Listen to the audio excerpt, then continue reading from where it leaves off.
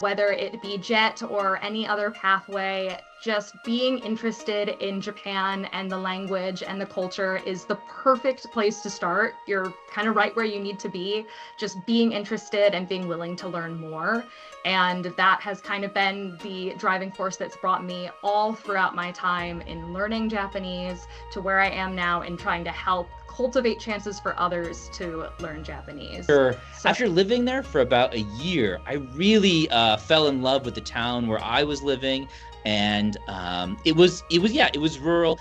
You know, the people were incredibly welcoming, incredibly nice, and sort of because it was so small, all of the young people in my town, they sort of all knew each other. And even though I was a foreigner, even though they had never met me, immediately, you know, within a few months, they sort of incorporated me into their group. So yeah, I was surprised at how much I enjoyed living in this place that I had no desire to go to before.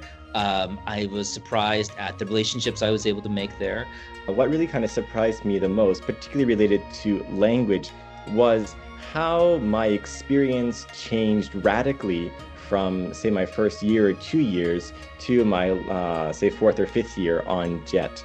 And so, for example, in the first year, I really had no Japanese friends. I only was friends with the other ALTs in my area, other foreigners in my area, and a couple Japanese people who spoke really good English, simply because I couldn't communicate. And so I was very much living kind of within a bubble of foreigners or English speakers, which of course was fine. I enjoyed myself and had a good experience.